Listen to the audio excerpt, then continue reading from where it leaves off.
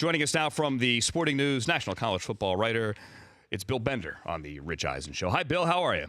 I'm doing well, Andrew. Thanks for having me on. Hey, thank you for coming on. There are only so many games. It's not like last week where you had 4 games on at 8 o'clock Eastern or 7:30 Eastern and you couldn't figure out what to watch. Your head was going to blow up.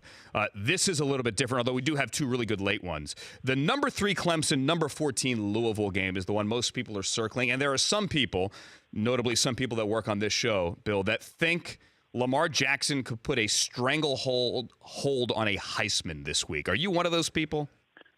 It seems like he could either win or lose it tomorrow night. I mean, with a win, they become the team to beat in the ACC. He's probably going to have 300, 400, 500 yards, who knows, in that win.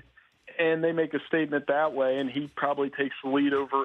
I think Baker Mayfield's the leader right now, but based on a 6-day curve. And then if they lose, it'll just go back to last year where they're like, he lost the last 3 games. They're not going to win the ACC. He can be a placeholder in New York, but he can't win the thing. And that's dangerous thinking, but I think that's where we're at right now. Hey, you mentioned Baker Mayfield, Bill. Why do you have to apologize? I don't know. I wouldn't have. What's the big deal? You know, I mean, it was fun, and he owned that game. I thought, I was at that game last week. He just played. He was the best player on the field. He earned it. He was probably hearing some things from fans. But if Ohio State can bounce back from that, it's not so much. I think the flag planting actually overshadowed what a great game he played and what a great game Lincoln Riley called there in Ohio Stadium. That's a tough place to win at night. Yeah, for those who don't know, and you can't see it on the TV, Baker Mayfield came out early in the week and apologized for planting that OU flag at the middle of the field in Columbus at the Horseshoe after they just kind of dominated Ohio State. And look, we knew they were good, and they have a new coach, obviously. Things changed quickly there in Lincoln in the offseason. But not Lincoln, I'm sorry, in Norman. But I don't know why he had to apologize. I'd be more concerned if I'm an Ohio State fan. Bill, what's wrong with my team? Well, it's the same problems they've had the last few years. It's finding a deep threat. I don't even think it's finding a deep threat receiver anymore. I think it's just finding some cohesion in the passing game. They've always been able to run under Urban Meyer. They kind of abandoned the run a little bit. I think Oklahoma dared them to throw by stacking the box a little bit. So it's a function of J.T. Barrett's got to be better. Their receivers got to find some separation. They need better play calling.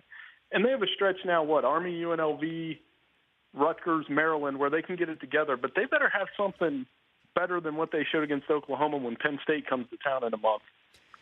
It's Bill Bender from the Sporting News on the Rich Eisen Show. I'm Andrew Siciliano in for Rich. You can follow Bill, by the way, at BillBender92. BillBender92 on the Twitter. Bill, what do you make of what Cardell Jones was tweeting during the game, during that Ohio State loss? Blame the coaches here. JT, they couldn't run me to death like JT, whatever it was? Not much. I mean, Ohio State former players have a lot of pride in that school. And, when you're at a school where you've only lost 7 games since Urban Meyer took over, I mean, what program wouldn't take that? I've said for a couple of years now, I think Alabama and Ohio State are the only schools that truly believe they should win every game in theory. They're going to be favored every game. I would almost lump Clemson into that conversation now. But, every time Ohio State loses, there's an equal and way bigger overreaction that follows. Bill, are you buying USC after what they did to Stanford last week?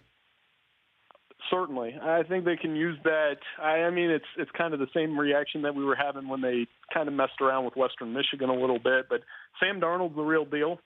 I think there are 3 quarterbacks in college football right now that can get you to the playoff not on their own, but you know what I mean, kind of lead a team to the playoff. And I think it's Baker Mayfield, Sam Darnold, and Lamar Jackson. And that's why it's kind of Lamar Jackson's stage tomorrow. But USC has a lot of work to do, particularly this month. They got to take care of business against Texas. I think they will.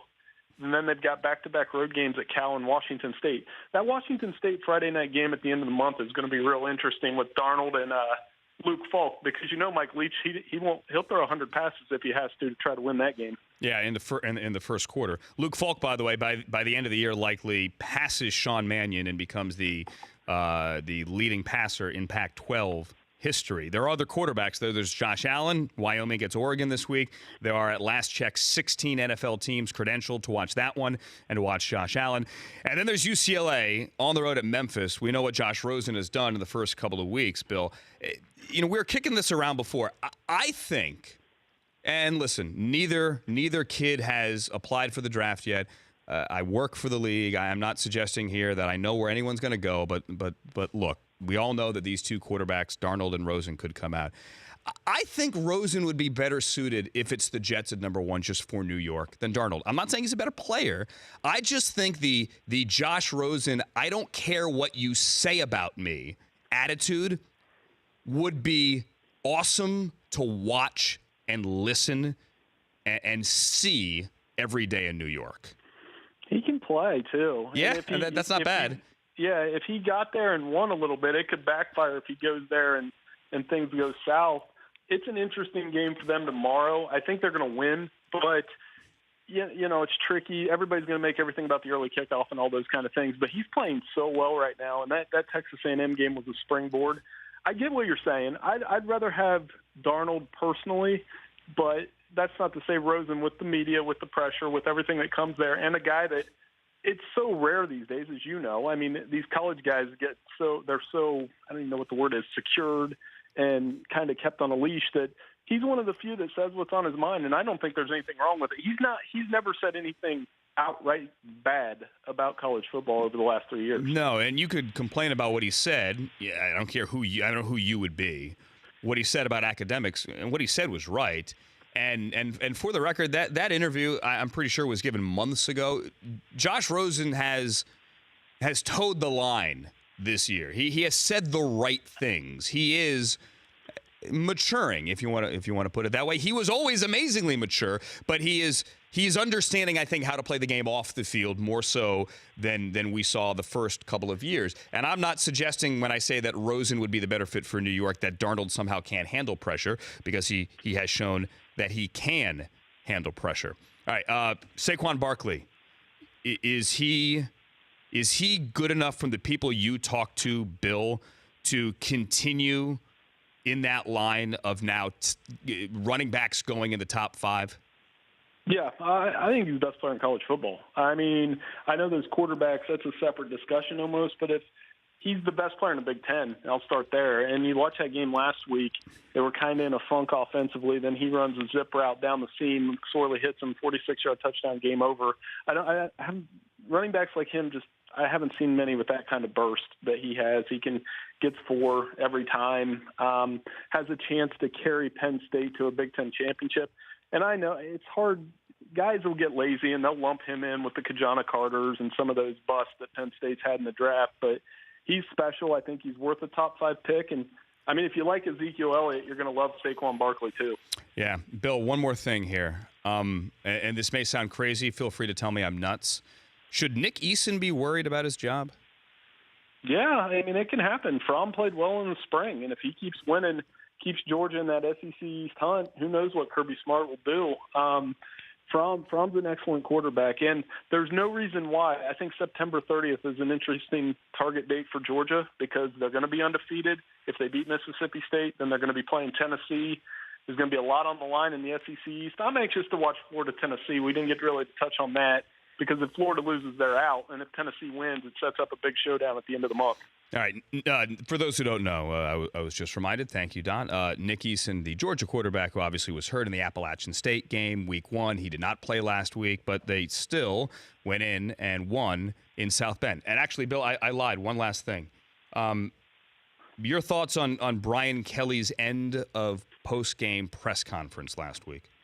Well, I thought Lakin asked a fair question. She did an excellent job. And the exchange went too long. And then at that point, you kind of knew BK was going to get upset, and he did. And a 1-point loss is still a 1-score loss. And at the end of the day, that's going to be what defines that team or defines his exit, is they've got to start winning close games. They're a good football team. They've got a lot of talent, especially on the offensive side. But we're going to know a lot more of where BK's headed, I think, when they play Michigan State up in East Lansing here in 2 weeks. That'd be an interesting game. Last year, I thought that game would matter a lot more than it did.